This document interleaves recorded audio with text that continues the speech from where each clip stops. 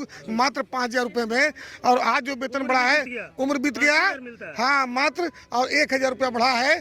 प्रधानमंत्री की घोषणा है कि 2025 में टीबी को उन्मूलन करना है, लेकिन लगता है कि हमारे कर्मी 2025 में बचेंगे कि नहीं बचेंगे, ये भी बड़ा मुश्किल है। बातें नहीं सुनी जाएगी तो आगे का हम लोग स्टेप लेंगे। नेक्स्ट स्टेप हो सकता है कि हम लोग कोर्ट में जाए, या हो सकता है कि हम लोग अपना आंदोलन करें। से हम लोग काउंसलर हैं, परिवार नियोजन काउंसलर।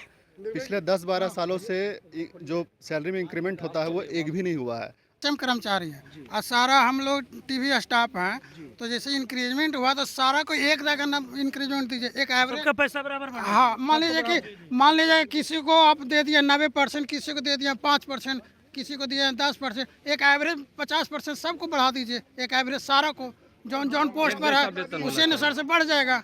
सो हेलो फ्रेंड्स, स्वागत करता हूं मैं अपने यूट्यूब चैनल टीम वैकेंसी गुरु पर। तो दोस्तों, आज के इस वीडियो के माध्यम से एक बहुत ही महत्वपूर्ण जानकारी मैं आप सभी को बताने वाला हूं।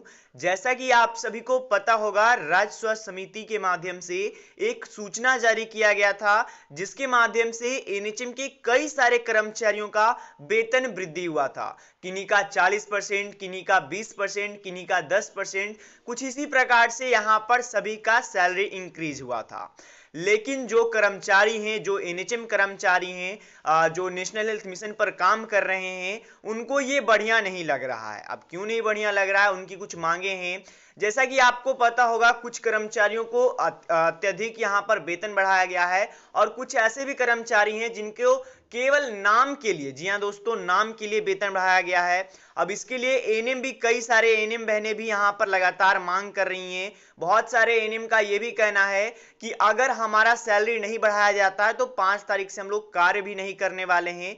और ये केवल दिक्कत केवल एएनएम के लिए ही नहीं, जो कि नेशनल हेल्थ मिशन पर काम कर रहे हैं। आपको पता होगा, स्वास्थ्य विभाग में रीढ़ की हड्डी एक तरीके से एएनएम है। लगभग कई हजार यहाँ पर एएनएम है जो कि एनएचएम पर ही कार्यरत हैं। आप चाहे 8853 बहाली ले लीजिए, 500 बहाली ले लीजिए, 865 बहाली ले लीजिए, काफी सारी बहाली यहाँ पर संविदा के आधार पे निकाली गई थी, और उसी के माध्यम से सभी लोग काम कर रहे हैं। कोई 5 साल से, कोई 10 साल से।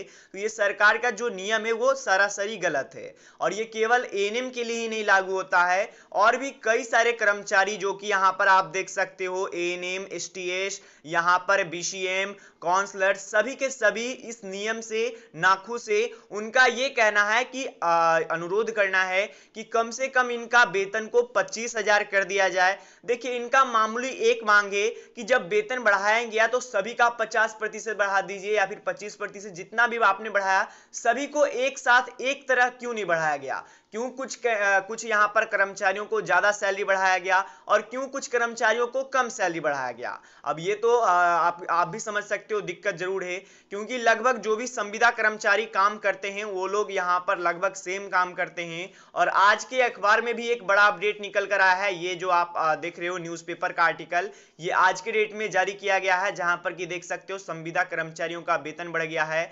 यहाँ पर 8,000 एएनएम सहित 17,000 संविदा कर्मचारियों को लाभ, स्वास्थ्य कर्मचारियों को लाभ मिला है। उसके रिगार्डिंग में बात किया गया है। देखिए, सैलरी बढ़ी है, अच्छी बात है, सरकार का नियम अच्छी बात है, लेकिन सरकार को भी ये चीजों पर ध्यान देना चाहिए। बाकी लगातार यहाँ पर पटना में राज्य स्वास्थ्य समिति बिहार के पास बहुत सारे कर्मचारी इकट्ठा हुए हैं और प्रदर्शन किए हैं, जो आप यहाँ पर देख सकते हो। प्रति अपना योगदान दे रहे हैं। हम लोगों का सिंपली था कि फिटमेंट कमेटी का जो 40% सैलरी इंक्रीमेंट की जो बात थी उस पर अमल किया जाए, ठीक है। और हमारे राज्य स्वास्थ्य समिति के जो नियंतागण हैं, उन लोगों ने जो इस पर निर्णय लिया है वो बिल्कुल ही तर्क विहीन है, किसी तरह का कोई तर्क नहीं है। जिनका आज से 8 साल पहले 15,000 रुपये बेसिक पे जिनकी ज्वाइनिंग हुई थी, उनकी ज्वाइनिंग आज भी 15,000 पे हो रही है। जिनकी ज्वाइनिंग 19,000 रुपये पे हुई थी, उनको इंक्रीमेंट 1,000 रुपये का दिया गया। कितना मानदेय बढ़ाया गया? 1,000 रुपया बढ़ाया गया। 19,000 रुपये जिनकी सैलरी थी आज से 8 साल पहले जिनकी ज्वाइनिंग थी, ठीक है। और कहीं कहीं पे 12,000 रुपये वाले सैलरी को आप 18,000 कर दिए, उसमें कोई दिक्कत नहीं है। आपने 12,000 वालों को 18,000 किया, वेतन विसंगति को दूर किया, ये अच्छी बात है। लेकिन जहां आपने 12,000 वाले को 18,000 कर दिया, और हम लोग जो 15,000 बेसिक पे आज से 10 साल 12 साल पहले से नौकरी कर रहे हैं, हम लोगों को आपने 10% बढ़ाकर 16,500 पर लाकर लटका दिया हमारे साथ। इसके अलावा जो डिस्ट्रिक्ट प्रोग्राम कंसल्टेंट है हमारे राज्य यक्षमा के, उनका 20,000 से बढ़ा करके 24,000 किया गया। और वहीं पे दूसरे कार्यक्रम के जो डीपीसी हैं उनका 20,000 से बढ़ाकर 28,000 कर दिया गया। तो यक्षमा कर्मियों के साथ राज्य स्तर पे भी अब